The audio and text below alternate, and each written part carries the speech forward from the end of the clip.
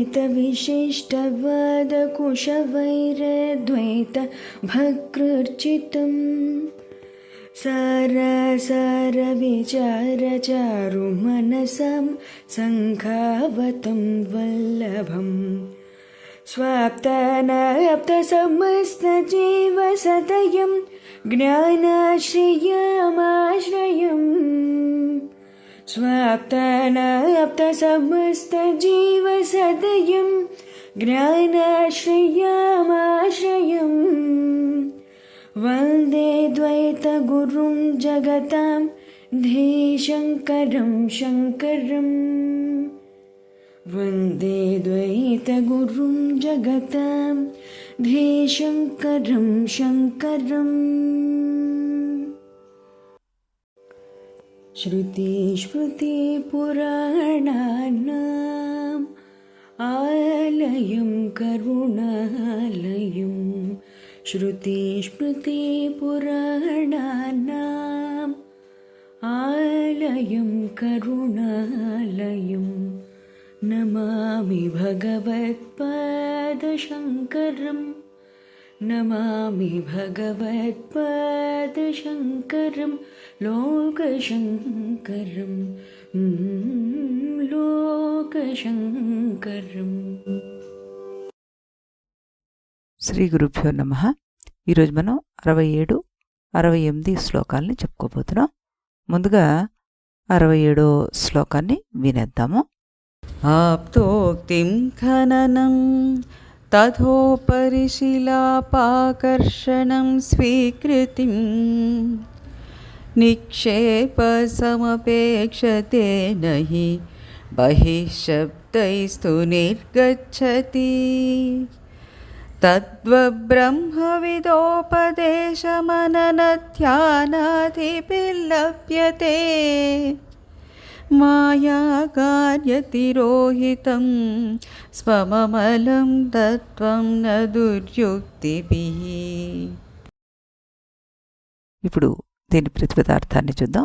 నిక్షేప భూమిలో దాచి ఉంచిన ధనము, ఆప్తోక్తికం ఆప్తుల మాటలను, ఖననము త్రవ్వటను, శిలాపాకర్షణము అంటే రాళ్లను తొలగించడము, స్వీకృతిము స్వీకరించడాన్ని, సమపేక్షతే అపేక్షించును, తు కాని, శబ్దై మాటల మాత్రం చేత, బహిః బయటకు, న నిర్గచ్చతి రాదు కదా. తద్వత్ అలాగే, మాయాకార్యతిరోహితం మాయచేతను దాని కార్యాలైన దేహాదుల చేత కప్పబడిన, అమలము నిర్మలమైన, స్వం స్వకీయమైన తత్వం తత్వమును, బ్రహ్మవిద బ్రహ్మవేత్త చేత చేయబడిన, ఉపదేశ మరణ ధ్యానాదిభిః ఉపదేశము మరణము ధ్యానము మొదలైన వాటి చేత లభ్యతే పొందబడుతుంది. దుర్యుక్తిభిః చెడు యుక్తుల చేత నా పొందబడదు అంటూ ఇక్కడ చక్కటి శ్లోకం ఇది. దీనికి తాత్పర్యం ఏమిటి అంటే, భూమిలో పాతబెట్టబడిన నిక్షేపాన్ని పొందాలి అంటే ముందుగా నమ్మకమైన వాడికి ఆ నిధిని గురించి చెప్పాలి. ఆ తర్వాత ఆ భూమి దగ్గరికి వెళ్ళి దాన్ని తవ్వాలి. రాళ్ళు రప్పులు ఉంటే వాటిని తొలగించాలి. అప్పుడు మనకి దొరికిన ధనాన్ని గ్రహించాలి. అంతే తప్ప కేవలం మాటల వల్ల ఆ నిధేమీ పైకొచ్చేదు.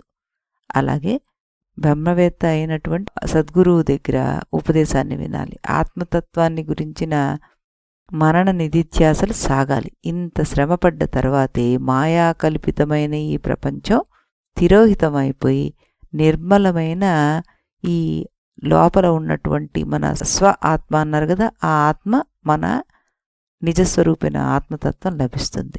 శుష్క వచనాల వల్ల లభించదు అంటూ చక్కటి శ్లోకం అన్నమాట ఇది.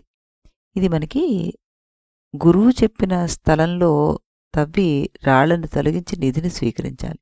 మాటలతో మాత్రమే అది బయటికి రాదు అన్నారు ఇక్కడ. అదేవిధంగా మాయతో దాచబడిన స్వచ్ఛమైన ఆత్మసత్యం బ్రహ్మజ్ఞాని ఉపదేశం మరణం ధ్యానం ద్వారా మాత్రమే మనకి పొందబడుతుంది, వాదాలతో కాదు అన్నది ఇక్కడ అర్థం చేసుకోవాల్సిన విషయం అన్నమాట. ఒక చోట నిధి దాగిందని ఎవరో చెప్తే ఆ మాటను నమ్మాలి, నేలను తవ్వాలి, రాళ్లను తొలగించాలి, అప్పుడు నిధి లభిస్తుంది. ఇక్కడ నిధి ఉంది అని చెప్పడం వల్ల నిధేమీ బయటకు వచ్చేది అంటున్నారు. ఆత్మసత్యాన్ని తెలుసుకోవడానికి గురువు ఉపదేశం అలాగే మననము, ధ్యానము ఈ ప్రక్రియలు ఉండాల్సిందే అంటున్నారు. ఆత్మసత్యం ఎక్కడో బయట లేదు, అది మన హృదయంలోనే ఉంది. అజ్ఞానము, ఈ మాయ అనే వాసనల వల్ల అది కప్పబడిపోయింది. వేదాంత సాధన ద్వారా ఆ ఆవరణం తొలగినప్పుడు ఆత్మసత్యం ప్రత్యక్షమవుతుంది అంటూ చెప్పడం జరిగింది. అభ్యాసేన తు కౌంతేయ వైరాగ్యేన చ గృహ్యతే అంటూ అభ్యాసం మరియు వైరాగ్యం ద్వారానే ఈ మనస్సు నియంత్రించబడుతుంది. ఇక్కడ కృష్ణ పరమాత్మ ఒక తెలివైన గురువుగా ఇది అర్జునుడి సమస్య ఒకటే కాదని సర్వసామాన్యమైన సమస్య అని చూపిస్తున్నాడు అనమాట. అది అందరి సమస్య కాబట్టి శాస్త్రమే దానికి పరిష్కారం చూపిస్తుంది అనమాట. ఇదొక మనస్తత్వ విశ్లేషణ అని చెప్పుకోవచ్చు. మన దైనందిన జీవితంలో కూడా మనకి లైట్లు ఇంట్లో పోగానే ఏం చేస్తాం? మనకే పోయిందా, అందరికీ పోయిందా అంటూ చూస్తాం. ముందుగా అందరికీ పోతే కొంత నిశ్చింత, అలాగే ఆ సమస్య అందరికీ ఉందంటే అదొక నిశ్చింత. అందువల్ల ఏదైనా సమస్య ఉంటే ముందు ఆ సమస్యను అంగీకరించాలి. అప్పుడు దాన్ని ఎలా పరిష్కరించుకోవాలో తెలుస్తుంది. దేవుడే మార్గం చూపిస్తాడనమాట. మనస్సు చంచలంగా ఉంది, అందువల్ల చాలా కష్టం అంటున్నాడు కృష్ణ పరమాత్మే. ఇది సత్యం, దీన్ని కూడా మనం స్వీకరించాలి. కానీ అందులోనే ఒక ఓదార్పు కూడా ఉంది. ఏమిటది? ఇది చాలా కష్టం కానీ అసాధ్యం మాత్రం కాదు అంటున్నారు. అంటే మనస్సు ఉంటే మార్గం ఉంటుంది అంటారు కదా, అది మనస్సుకు కూడా వర్తిస్తుందనమాట. మనస్సును మార్చుకోవాలంటే దానికి ఉపాయాన్ని ఉపయోగిస్తే మనసు తప్పకుండా లొంగి తీరుతుంది. దాన్ని మనోనిగ్రహ ఉపాయం అంటారు. ఏమిటా ఉపాయాలు అంటే 2 మార్గాలు ఉన్నాయి. పతంజలి యోగ సూత్రాల్లో అభ్యాస వైరాగ్యాభ్యం తన్నిరోధ అంటారు. అభ్యాసేన అని ఇక్కడ వాడారు కదా, వైరాగ్యం కూడా వాడారు కదా. ఈ రెండు ఇదే సూచిస్తుంది అనమాట. అభ్యాసం అంటే ఏంటి? ఒక విషయాన్ని గుర్తించుకోవాలి. అది ఏమిటంటే మనసుకు దేని మీద శ్రద్ధ ఉంటే దాని మీద చెక్కు చెదరని ఏకాగ్రతను చూపిస్తుంది. ఇది ప్రాథమిక సూత్రం. నవల చదివే అలవాటు ఉంటే దానిలో ఎంతగా లీనమైపోతారంటే పక్కన పిడుగులు పడ్డా కూడాను చెలించరు. క్రికెట్ మ్యాచ్ చూసే అలవాటు ఉంటే ఆకలి కానీ దాహం కానీ ఏది వేయదు. దీన్ని బట్టి తెలుస్తుంది ఏంటంటే మనకు సమస్య ఏకాగ్రత లేకపోవడం కాదు, ఏకాగ్రత సమృద్ధిగా ఉంది. కాకపోతే అది దేని మీద ఉంది అనేది తెలుసుకోవాలి. పైగా ఒక దాని మీద ఏకాగ్రత చూపిస్తున్నాం అంటే మనకు పూర్తిగా దాని విలువ, దాని గొప్పతనం తెలియాలి. అది మనకు ప్రాణంతో సమానం అని అనిపించాలి. ఒక్క ముక్కలో చెప్పాలంటే దేని మీదైనా ఏకాగ్రత చూపించాలంటే దాని మీద ఇష్టమో లేదా అతి మక్కువ ఉండాలి, లేదా దాని విలువ మనకు బాగా తెలిసి ఉండాలి. ఆ వస్తువు యొక్క విలువ తెలుసుకుని దాని మీద శ్రద్ధ పెట్టడమే వివేకాభ్యాసం అంటున్నారు ఇక్కడ కృష్ణ పరమాత్మ. ఒక వస్తువు గొప్పతనం తెలుసుకోవాలంటే దాని గురించి పదే పదే మనం తలుచుకోవాలి, వినాలి, నలుగురితో చర్చించాలి. అప్పుడు అది నిత్యానిత్య వస్తు వివేకం ఏర్పడిపోతుంది. మనకి ధర్మం గురించి, మోక్షం గురించి తెలుసుకొని వాటిని పెంపొందించుకునే ఆరోగ్యకరమైన అలవాట్లను మనం ఏర్పరచుకోవాలి. దీన్నే వివేకాభ్యాసం అంటారు. ఈ వివేకాన్ని శాస్త్రమే కలిగజేస్తుంది మనకి. ప్రపంచంలో ఏ వస్తువు మీద లేదా ఏ వ్యక్తి మీద ఆధారపడినా కూడాను అవి శాశ్వతమైనవి ఏమీ కావు. అవన్నీ అనిత్యాలే. ఒక్క భగవంతుడు తప్పితే మిగతా అంతా కూడాను అనిత్యమే. కాకపోతే అది కొన్ని ఎదురు దెబ్బలు తిన్నాకే మనకి అర్థమవుతుంది. తర్వాత భగవంతుని మీద ఆధారపడడం మన మీద మనం ఆధారపడ్డం అని తెలుస్తుంది. ఎందుకు? నేను వేరు, భగవంతుడు వేరు కాదు కాబట్టి. అందువల్ల భగవంతుని మీద ఆధారపడడం అంటే నా మీదే ఆధారపడడం అంటే స్వేచ్ఛను పొందడం. స్వేచ్ఛ పొందడమే మోక్షం అన్నమాట. అందువల్ల శాస్త్రం ప్రపంచం మీద ఆధారపడే దశ నుంచి భగవంతుని మీదకి ఆధారపడే దశకు, దాని నుంచి నా మీద నేను ఆధారపడే దశకు ప్రయాణం చేయిస్తుందన్నమాట. దీన్నే మోక్షం అన్నారు. ప్రపంచం మీద ఆధారపడితే తప్పేమిటి అనే ప్రశ్న మనకు వస్తుంది. ప్రపంచం శాశ్వతం కాదు కాబట్టి మెరుపులా మెరిసి మాయమైపోయే దాని మీద ఆధారపడడం ప్రమాదము. మనకి దుఃఖం కలిగినప్పుడు ఒకసారి పరిస్థితిని విశ్లేషించి చూస్తే మనకే అర్థమవుతుంది ఎందుకు జగత్తు మీద ఆధారపడకూడదు అన్న విషయం. అనిత్య వస్తువు నిత్య ఫలాన్ని ఎలా ఇవ్వగలుగుతుంది చెప్పండి? శాశ్వతం కాని వస్తువు శాశ్వతమైన భద్రతను ఎలా ఇస్తుంది మనకి? నీళ్లల్లో మునిగిపోతున్న వ్యక్తి గడ్డిపూచను పట్టుకుంటే రక్షించబడతాడా? లేదే. అందువల్ల నిత్యానిత్య వస్తు వివేకం చేయాలి. అది శాస్త్రం నేర్పిస్తుంది మనకి. ఆ వివేకం మనం చూపించగలిగితే ప్రపంచం మీద ఆధారపడే స్థాయి నుంచి భగవంతుడి మీదకి ఆధారపడడం ప్రారంభిస్తాం అన్నమాట. తర్వాత ఇంకొక అంశాన్ని మనకి చెప్పారు, వైరాగ్యం అన్నారు. బలమైన కుర్చీ మీద కూర్చోవడం వివేకం, బలహీనమైన కుర్చీ మీద కూర్చునే బలహీనతను వదులుకోవడం వైరాగ్యం. మనసుకు ఆ బలహీనత ఉంటే ధ్యానంలో కూడా దాని గురించి ఆలోచిస్తుంది. అందువల్ల కృష్ణ పరమాత్మ అభ్యాసం చేయమని చెప్తున్నాడు. శాస్త్రం గురించి, విలువల గురించి, దేవుడి గురించి, మీ స్వస్వరూపం గురించి సదా చింతన చేస్తూ ఉండండి. ఎందుకంటే మీ స్వస్వరూపం శాశ్వతమైందయ్యా. అందువల్ల దాని మీద ఉత్సాహం ఏర్పరచుకోండి.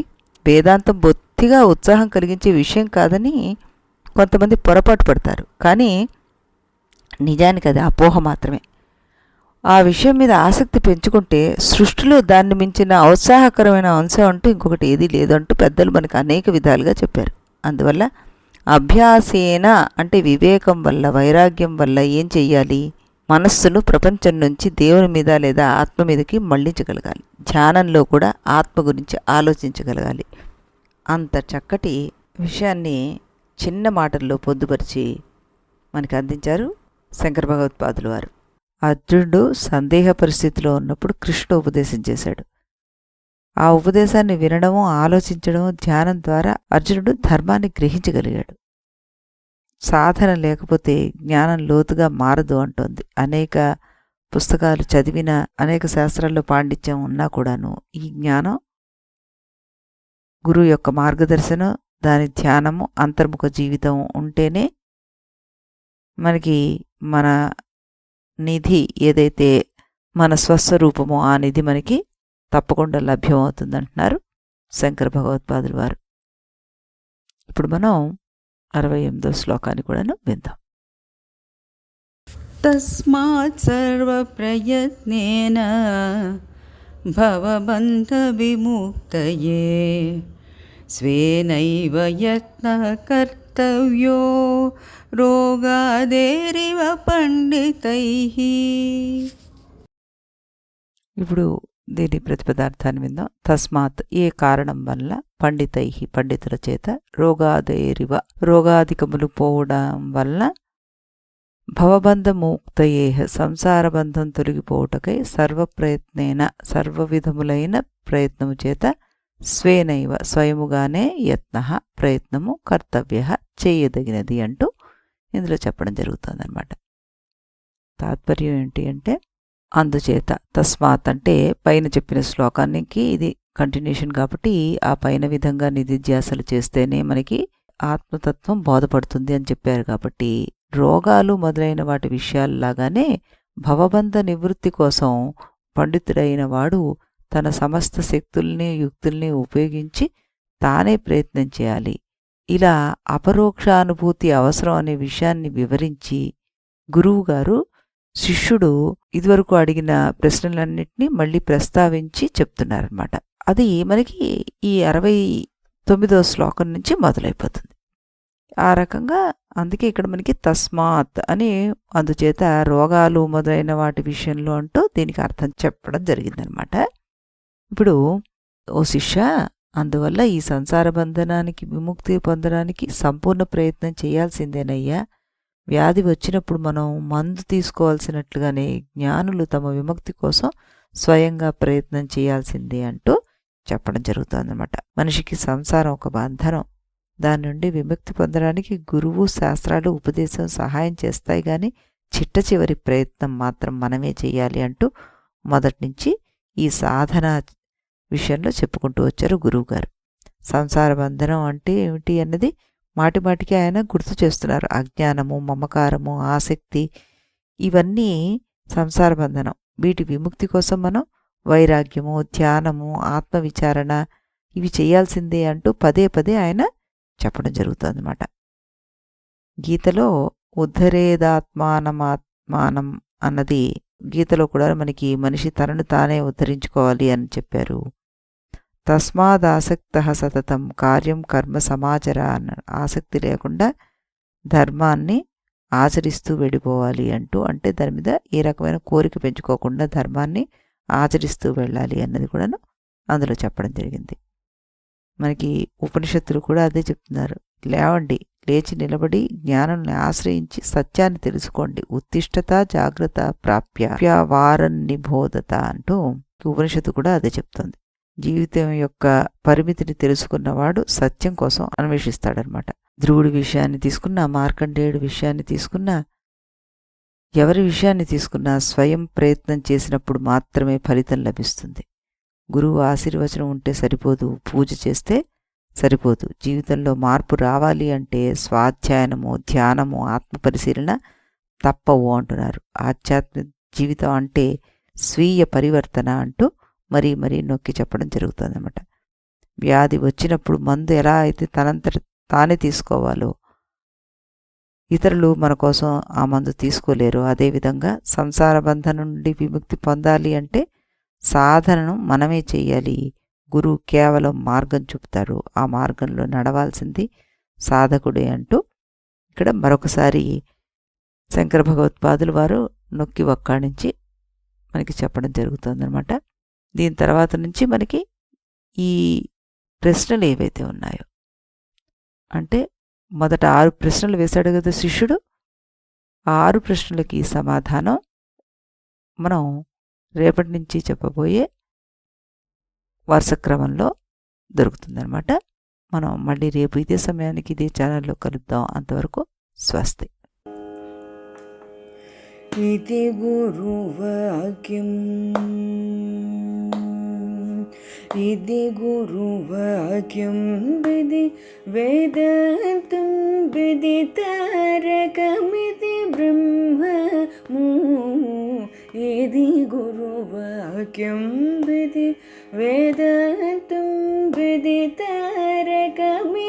ब्रह्ममु इति मोदलिदि नडुमिदि तुदि తెలిసిన వాడెవడుగా ఇది మొదలిది నడుమిది తుది తెలిసిన వాడెవడుగా ఇది గురువాక్యం విధి వేదాంతం విదితారకమితి బ్రహ్మము ఇది గురువాక్యం.